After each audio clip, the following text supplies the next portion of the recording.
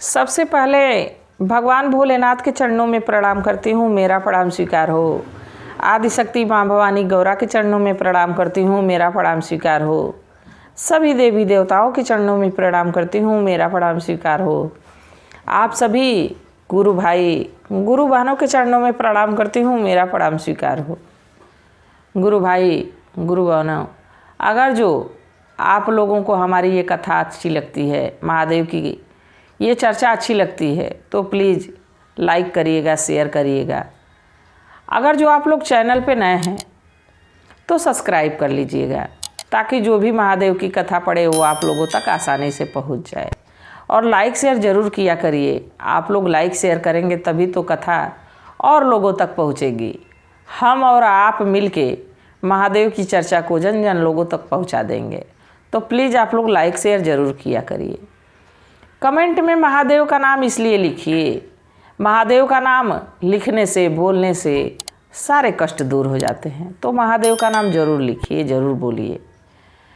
अगर जो आप लोगों को कथा अच्छी लगती है या कथा कोई बात नहीं समझ में आती है तो कमेंट में ज़रूर करके मैसेज किया करिए।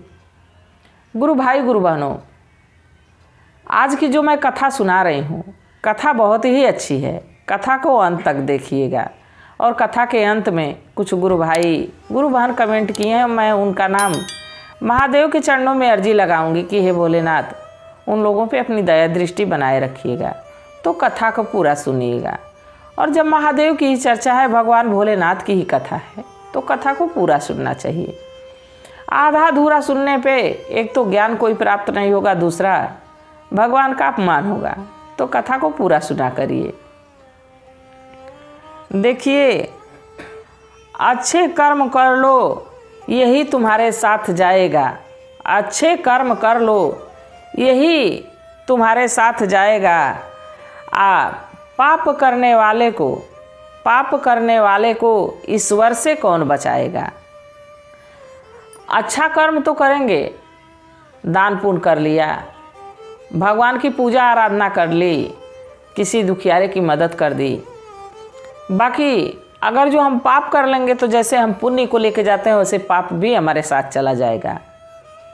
और उसका हिसाब जब भगवान लेंगे तो इस पृथ्वी पे तो हम लोगों से परिवार के ही लोग अगर जो छोटी बात के हिसाब लेते हैं तो बोलचाल बंद हो जाती है, उसे बात करने से कतराते हैं। और जब भगवान हिसाब लेंगे, भगवान पूछेंगे तो क्या जवाब देंगे, वहाँ से कतरा के हम कहाँ जाएंगे।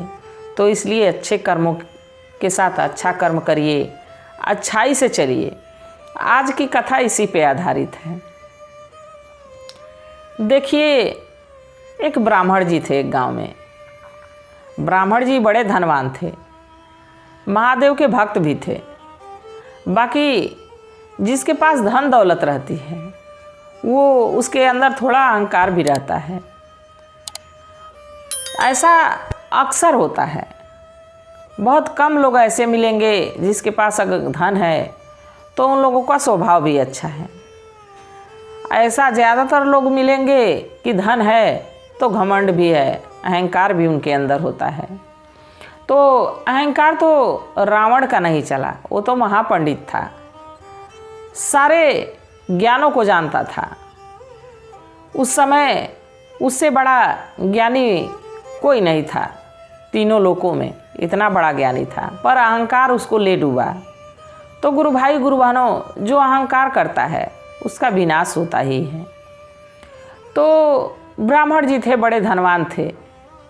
उनके 4 बेटे थे। ब्राह्मण जी के 4 बेटे थे।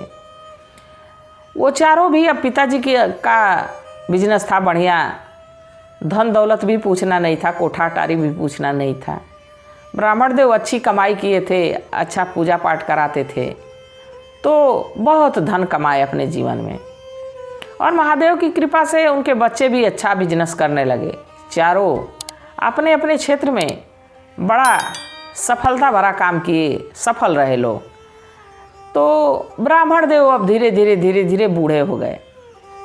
अब बच्चे बिजनेस संभालने लगे, घर का सारा खर्च अब बच्चे देखने लगे। अब ब्राह्मण देव जब वृद्ध हो गए तो उनके मन में एक लालसा जगी, एक इच्छा हुई कि आज तक तो मैं जो कमाया कमाने कमाने में लगा रहा, धन रखने में लगा रहा, बच्चों को पालने में लगा रहा, अब कुछ समय बचा है तो क्यों ना मैं भगवान का दर्शन कर लूँ, तीर्थ यात्रा थोड़ा कर लूँ। तो ब्राह्मण देव अपनी इच्छा, जब शाम के उनके बेटे चारों अपने अपने काम पर से आए तो जब चारों बैठ के भोजन कर रहे थे तो उसी समय ब्राह्मण देव कहे कि बेटा मैं तुम लोगों से एक बात कहना चाहता हूँ।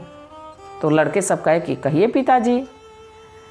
तो कहे कि ऐसा है कि हमको तीर्थ करने भोलेनाथ का बैजनाथ धाम जाना है।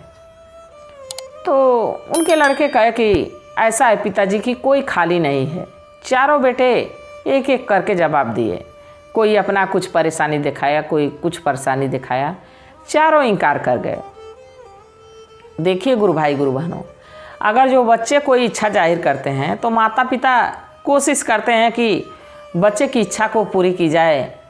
बच्चा पढ़ना लिखना चाहता है, बच्चा किस क्षेत्र में क्या करना चाहता है, माता पिता सपोर्ट करते हैं, साथ देते हैं। बाकी अगर जो माता पिता इस ज़माने में अपनी इच्छा जाहिर करते हैं तो बेटा तुरंत ना कर देते हैं, जो कि ऐसा होना नहीं चाहिए। बच्चों को भी सोचना चाहिए कि हमारे लिए हमारे माता पिता कितना जतन किए, कितना परिश्रम किए तो हमको इस राह पे लाए हैं। और अगर जो एक छोटी सी अपनी इच्छा प्रकट कर रहे हैं तो क्या हम लोगों को मानना चाहिए कि नहीं मानना चाहिए। ये सोचे बिना ही पहले ही ना की बात निकल जाती है कि ना बोल देते हैं। वैसे ही ब्राह्मण देव के चारों पुत्र बहाना करके और ना बोल दिए।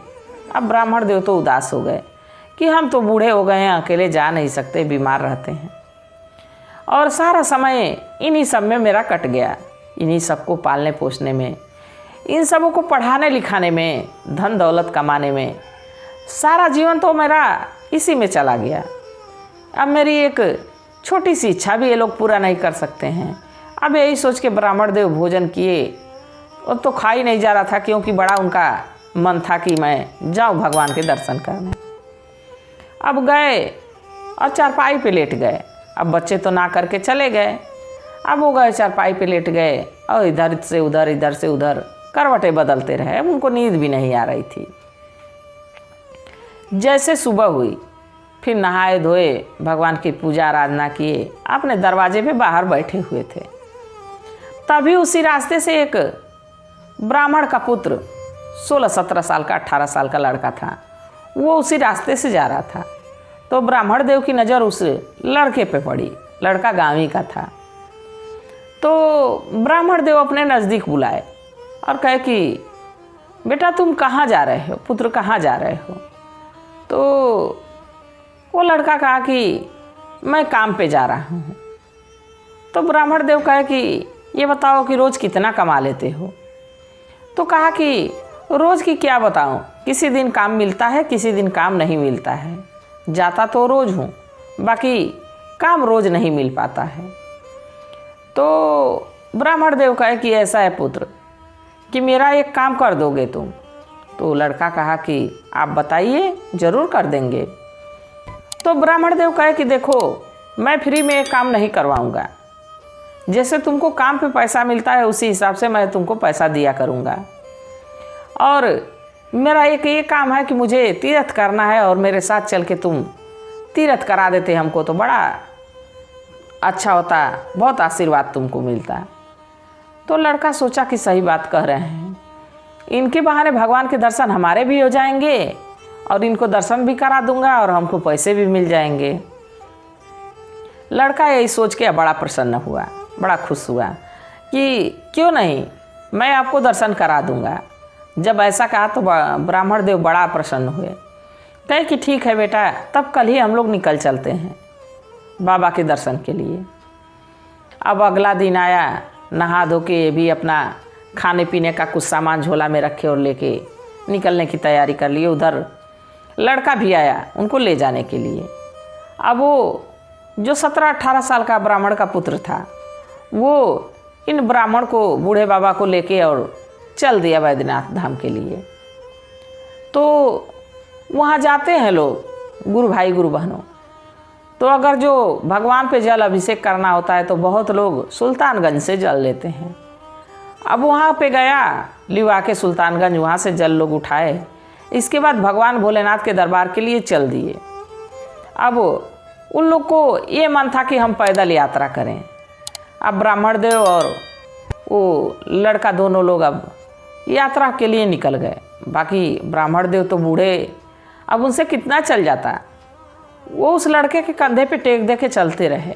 जाते जाते जैसे कुछ ही दूर था, देवघर नगर कुछ ही दूर था, तब तक बूढ़े बाबा की बड़ी तबीयत खराब हो गई। और जब तबीयत खराब हो गई तो लड़का बड़ा सोचने लगा, बड़ा परेशान हो गया कि मैं तो ये ब्राह्मण देव को लेके चला आया हूँ, अगर जो ये बीमार हो गए, इधर ही कुछ हो जाता है तो मैं इनके परिवार को क्या जवाब दूंगा।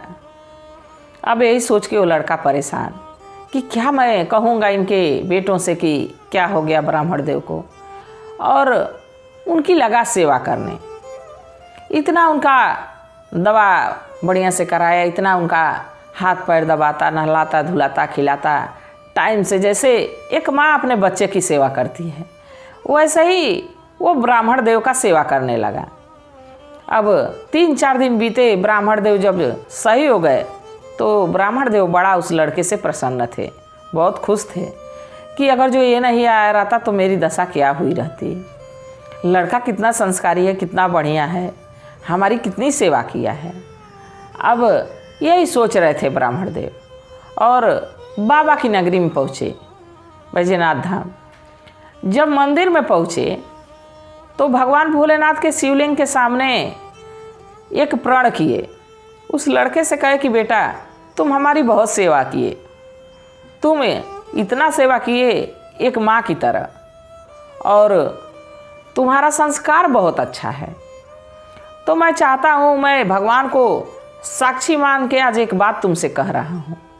देखो तुम इतना अच्छा हो कि मैं एक हमारी छोटी पुत्री है उससे तुम्हारा विवाह करना चाहता हूँ। तो लड़का भी बड़ा प्रसन्न हुआ कि लग रहा है कि बाबा हमसे बहुत खुश हैं। तो लड़का कहा कि ऐसा है बाबा कि आप कहे इसके लिए बहुत बहुत धन्यवाद, बाकी ये बताइए हम तो गरीब ठहरे, हम तो गरीब हैं, हम विवाह करके आपकी बेटी को कैसे बढ़िया से सुखी रख पाएंगे। तो ब्राह्मण देव कहे कि अरे पुत्र इसकी चिंता ना करो, मैं बहुत धन कमाया हूँ, मैं कुछ उसमें से दे दूँगा, तुम बिजनेस कर लेना, हमारी लड़की को बढ़िया से रखना, बाकी मैं अपनी लड़की का विवाह तुम्ही से करूँगा, क्योंकि तुम्हारे जैसा संस्कारी लड़का हमको कहाँ मिलेगा। तो भगवान को साक्षी मान के तो इस बात का वचन दे दिए उस लड़के को। अब वहाँ से दर्शन पूजा लोग किए। इसके बाद घर वापस आ गए। जब घर वापस आए तो उस लड़के को थोड़ा बहुत जो रास्ते में सेवा बर्दाश्त किया था उसका पैसा जोड़ के कुछ पैसे दे दिए। अब जहाँ तक लड़की की शादी की बात रही, अब उसे कुछ नहीं कहे, लड़का पैसा लेके अपना घर चला गया। सोचा कि जब ब्राह्मण देव वचन दे ही दिए हैं तो समय आएगा तो कर ही देंगे विवाह। अब यही सोच के वो चला गया। अब ब्राह्मण देव जैसे फिर उनके बेटे शाम को घर आए, भोजन करने बैठे, उसी समय ब्राह्मण देव गए और अपनी बात को रखे कि देखो जो लड़का हमको लेके गया था, लड़का बड़ा ही अच्छा है, बड़ा संस्कारी है, मैं चाहता हूँ कि उसी से छोटी है जो हमारी पुत्री है उसका विवाह हो जाए, तुम लोग की बहन का। तो भाई ब्राह्मण देव को डांटने लगे, लड़के उनके ब्राह्मण देव को लगे डांटने कि नहीं नहीं, इतने गरीब घर हम लोग अपनी बहन का विवाह नहीं करेंगे, वहाँ रहने लायक हमारी बहन नहीं है, वो घर उसका टूटा फूटा घर है, झोपड़ी है, उसमें कैसे जाके रहेगी, इसलिए उससे विवाह नहीं होगा। अब इतना डांटे लोग कि ब्राह्मण देव चुप हो गए। और जब ब्राह्मण देव चुप हो गए, अब ब्राह्मण देव के समझ में नहीं आ रहा था कि अब मैं क्या करूं। अब धीरे धीरे समय बीतता रहा, 1 महीने बीता, 2 महीने बीता, अब इसी तरह 6 महीने बीत गया। जब 6 महीने बीत गया तो एक दिन वो लड़का आया ब्राह्मण देव के पास, कहा कि बूढ़े बाबा आप भगवान को साक्षी मान के मुझसे एक वादा किए थे, एक वचन दिए थे। तो ब्राह्मण देव कहे कि कौन सा वचन, और मैं किस भगवान के यहाँ तुमको वचन दिया था? तो कहा कि अरे आप भूल गए क्या बूढ़े बाबा, आपको मैं लिवा के गया था तीर्थ कराने के लिए, और वहीं भगवान को मान के आप साक्षी माने और कहे कि मैं भगवान को साक्षी मान के कहता हूँ, तुमको वचन देता हूँ कि मैं अपनी पुत्री का विवाह तुमसे करूँगा। तो ब्राह्मण देव कहे कि नहीं नहीं, मैं ऐसा कभी नहीं बोला हूँ, कभी बोला नहीं हूँ, तुम झूठ बोल रहे हो। तो लड़का कहा कि मैं क्यों झूठ बोलूँगा, झूठ तो आप बोल रहे हैं। तो ब्राह्मण देव कहे कि इसका क्या प्रमाण है कि मैं वहाँ तुमको वचन दिया था? लड़का कहा कि भगवान प्रमाण, भगवान साक्षी हैं, भगवान भोलेनाथ साक्षी हैं। तो कहा कि कहाँ तुम्हारे भगवान हैं? अगर जो तुम्हारे भगवान साक्षी हैं तो आएँ और कह देंगे कि हम तुमको वचन दिए थे तो हम अपनी पुत्री का विवाह तुमसे कर देंगे।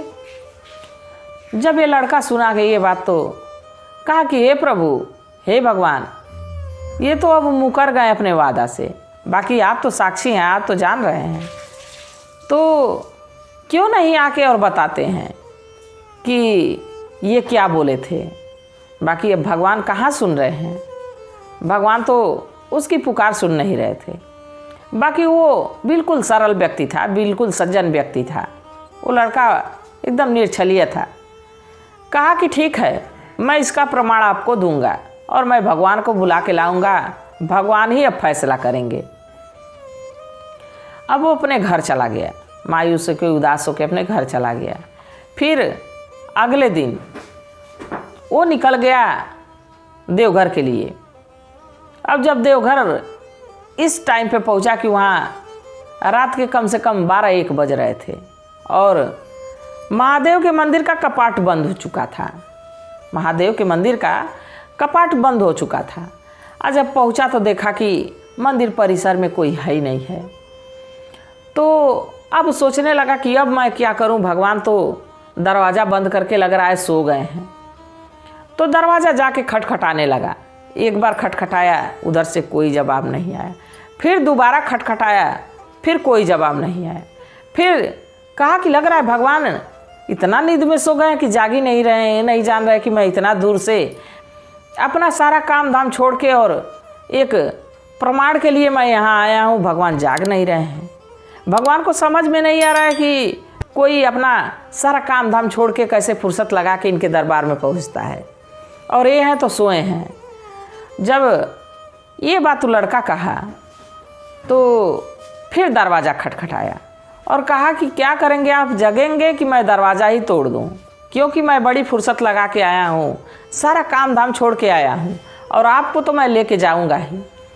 तो अंदर से आवाज़ आई कि तुम चलो मैं आता हूँ। तो कहा कि पहले दरवाज़ा खोलिए, और मैं पहले नहीं चलूँगा, क्या पता मैं फिर चला जाऊँ, आप आए ही ना, तो इसलिए हम आपको साथ लेके जाएंगे। अब भगवान परेशान। अब वो व्यक्ति तो भगवान की आवाज़ सुना कि भगवान कह रहे हैं कि मैं चलो तुम, मैं आऊँगा। अब वो जिद करने लगा कि हे प्रभु चलिए। फिर दरवाज़ा बार बार खटखटाए। अब शिवलिंग से भगवान निकले, दरवाज़ा खोले और उसके साथ चल दिए। जब उसके साथ चल दिए भगवान, तो भगवान कहा कि ऐसा है कि तुम आगे आगे चलो, मैं तुम्हारे पीछे चलता हूँ। तो लड़का कहा कि नहीं नहीं, मैं नहीं पीछे, मैं नहीं आगे चलूँगा, क्या पता मैं आगे आगे जाऊँ अब पीछे से फिर भाग जाएं। भगवान कहे कि ऐसा नहीं है, मैं तुम्हारे साथ चलूँगा, तुम चलो। अब भगवान को लेके वो लड़का अपने गांव पहुँचा। भगवान को लेके अपने गांव पहुँचा। और जब गांव पहुँचा तो पूरे गांव में जाके सबको पंचायत के लिए बुलाने लगा कि जहाँ पंचायत होती थी सब लोग वहाँ पहुँचिए, आज हमारी एक पंचायत है। अब वहाँ सारे पंच लोग पहुँचे कि क्या परेशानी इसको आ गई कि आज पंचायत बटोर रहा है। और जाके ब्राह्मण को भी बुला लाया, उनके चारों बेटों को भी बुला लाया। सब लोग पंचायत में पहुँचे। और जब सब लोग पंचायत में पहुँचे तो पंच लोग पूछे कि ये बताइए कि क्या परेशानी है। देखिए गुरु भाई गुरु बहनों, अब इतना कोर्ट हो गया है, इतना कानून हो गया है। पहले पंचायत का ही फैसला सबको मानना पड़ता था। पंच परमेश्वर जो सुना देते थे, जो फैसला दे देते थे, उसी पे सभी लोग चलते थे। तो पंच लोग उससे पूछे कि क्या तुम्हारी परेशानी है। तो कहा कि ब्राह्मण देव हमको तीर्थ के लिए लेके गए थे और वहाँ भगवान को साक्षी मान के कहे कि हम अपनी पुत्री का विवाह तुमसे करेंगे। आप है तो इस बात को मान ही नहीं रहे हैं। तो ब्राह्मण के पुत्र और ब्राह्मण देव कहे कि कब हम तुमसे कहे थे, ऐसा कुछ नहीं, हम वादा किए थे और तुम्हारे साथ हम गए ही नहीं थे, इसका क्या प्रमाण है। तब वो लड़का कहा कि हे भगवान, हे भोलेनाथ, अब आइए और आप ही बताइए। तो उसको तो भोलेनाथ दिख रहे थे, भोलेनाथ वहीं पंचायत में हैं, बाकी और किसी को दिख नहीं रहे थे।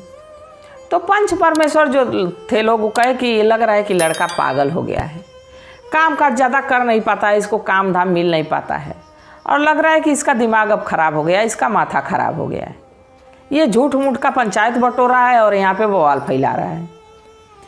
तो वो लोग कहे कि ऐसा है पुत्र कि अब पंचायत उठ जाएगी, यहाँ भगवान कैसे आएंगे कि प्रमाण देंगे।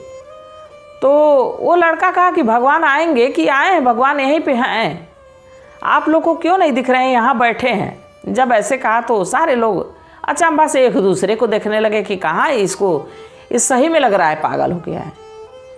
फिर कहा कि हे प्रभु, आज हमारी लाज बचानी है और आपके सामने व्यक्ति हमको वचन दिया है, ये ब्राह्मण देव हमको वचन दिए हैं और मान नहीं रहे हैं, आपको झूठा ठहरा रहे हैं, हमको झूठा ठहरा रहे हैं। जब इतना कहा तो भगवान तुरंत प्रकट हो गए उस लड़के के सामने, उस पूरी पंचायत के सामने भगवान तुरंत प्रकट हो गए और कहे कि सही बात है, ब्राह्मण देव इससे वादा किए थे, इसको वचन दिए थे, तो वचन को आप पूरा करिए, पहले तो इस लड़के से अपनी पुत्री का विवाह करिए।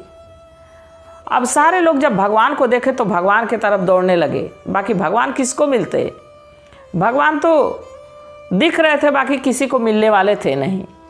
भगवान एक लड़के की वजह से पूरे गांव को दर्शन दिए। जब ब्राह्मण देव को ऐसी बात कहे तो ब्राह्मण देव अब लगे माफ़ी मांगने भगवान से कि हे प्रभु, हमको माफ़ कर दीजिए, हमसे गलती हो गई और इतना दिन मैं इतना बढ़िया भोग आपको चढ़ाया, इतना बढ़िया पूजा पाठ करवाया, इतना हमेशा आपके लिए बढ़िया बढ़िया प्रसाद बनवाता था और आप हमको दर्शन ही नहीं दिए।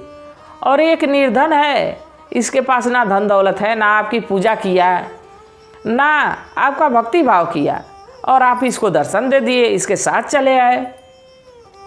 महादेव कहे कि जो भाव से हमको बुलाता है, मैं उसके घर भोजन भी करने आ जाता हूँ और जो भाव से हमको देखता है मैं उसको दिखता भी हूँ। तो तुम्हारा भाव वो नहीं था, तुम हमेशा हमसे मांगते थे कि हे प्रभु हमको धन दे दो, हे प्रभु हमको पुत्र दे दो, हे प्रभु हमारा बिजनेस चल जाए। तुम हमेशा ये चीज़ कहते थे, कभी ये नहीं कहते थे कि हे प्रभु हमको दर्शन दीजिए। और ये तो हमारे पे विश्वास करके, हमारे पे भरोसा करके और पत्थर के शिवलिंग में ही हमको हमारा रूप देखा और हमको बुलाने चला गया। तो इसलिए यहाँ आना मेरा बहुत ज़रूरी था, इसलिए मैं इसके वजह से तुम लोगों को दर्शन दिया हूँ। तो ब्राह्मण देव को अपनी गलती पे पछतावा हुआ और फिर उस ब्राह्मण के पुत्र से अपनी पुत्री का वहीं पंचायत में विवाह करवाए। और भगवान भोलेनाथ उसको कहे लड़के को कि पुत्र, मैं तुमसे बहुत प्रसन्न हूँ कि तुम हमारी बात को, हमारी महिमा को सबको बताए, तुम मांगो क्या मांगते हो। तो लड़का कहा कि हे महादेव, हमको कुछ नहीं चाहिए, जब आपका साथ है तो हमको क्या चाहिए, जब आप ही हमको मिल गए तो हमको कुछ नहीं चाहिए। देखिए, जब जिसको भगवान ही मिल जाए, भगवान ही उसके साथ रहें, तो उसको किस चीज़ की कमी रहेगी। भगवान तो खुद अगवानी में चल रहे हैं, भगवान तो खुद देखेंगे कि उसको क्या समस्या, क्या परेशानी है, खुद भगवान दूर कर देंगे, तो फिर किस चीज़ की आवश्यकता। लड़का जब ऐसा कहा तो भगवान वहीं उसको आशीर्वाद दिए और अंतर ध्यान हो गए। तो गुरु भाई गुरु बहनों, देखिए जैसे ब्राह्मण का पुत्र भरोसा किया, विश्वास किया, महादेव उसके साथ चले आए। तो आप लोग भी हमारे साथ मिलके भगवान पे भरोसा करिए, भगवान पे विश्वास करिए, भगवान ज़रूर साथ देंगे। और जैसा कि मैं कही थी कि कुछ गुरु भाई गुरु बहन कमेंट किए हैं, मैं उनके लिए भगवान से दया मांगूंगी। तो सुशीला मिश्रा, सुशीला जी बहुत बहुत धन्यवाद कमेंट करने के लिए। मैं महादेव से प्रार्थना करती हूँ कि हे भोलेनाथ, हे शिव गुरु, इन पे इनके पूरे परिवार पे अपनी दया दृष्टि बनाए रखिएगा, सदा इनको खुश रखिएगा। बलजीत कौर गुरुबाना बहुत बहुत धन्यवाद कमेंट करने के लिए। मैं भी महादेव से प्रार्थना करती हूँ कि हे भोलेनाथ, हे शिव गुरु, इन पे इनके पूरे परिवार पे अपनी दया दृष्टि बनाए रखिएगा। और शिवांशु कुमार अपनी दादी जी के लिए लिखते हैं कि हमारी दादी जी रोज़ आपकी कथा सुनती हैं, तो इसके लिए दादी जी को मेरा प्रणाम और आपके लिए ढेर सारा भगवान भोलेनाथ की तरफ से आशीर्वाद। आप कमेंट किए, इसके लिए बहुत बहुत धन्यवाद। और मैं महादेव से प्रार्थना करती हूँ कि आपकी दादी को, आपको जहाँ भी आप लोग रहें वहाँ खुश रहें, आपका पूरा परिवार स्वस्थ रहे, भगवान भोलेनाथ की दया दृष्टि आप पे बनी रहे। और आरती कुमारी, आरती गुरुबाना बहुत बहुत धन्यवाद कमेंट करने के लिए। लगभग आप हमारी सारी कहानियों को देखती हैं, कमेंट करती हैं, इसके लिए बहुत बहुत धन्यवाद। और मैं महादेव से प्रार्थना करती हूँ कि हे भोलेनाथ, हे शिव गुरु, इन पे इनके पूरे परिवार पे अपनी दया दृष्टि बनाए रखिएगा। मनीषा खन्ना गुरुबाना बहुत बहुत धन्यवाद कमेंट करने के लिए। मैं महादेव से प्रार्थना करती हूँ कि हे भोलेनाथ, हे शिव गुरु, इन पे इनके पूरे परिवार पे अपनी दया दृष्टि बनाए रखिएगा, सदा इनको खुश रखिएगा, स्वस्थ रखिएगा, मस्त रखिएगा। और लालसा देवी, लालसा गुरु बहना बहुत बहुत धन्यवाद। मैं महादेव से प्रार्थना करती हूँ कि हे भोलेनाथ, हे शिव गुरु, इन पे इनके पूरे परिवार पे अपनी दया दृष्टि बनाए रखिएगा, सदा इनको खुश रखिएगा, स्वस्थ रखिएगा, मस्त रखिएगा। इसी कामना के साथ हर हर महादेव।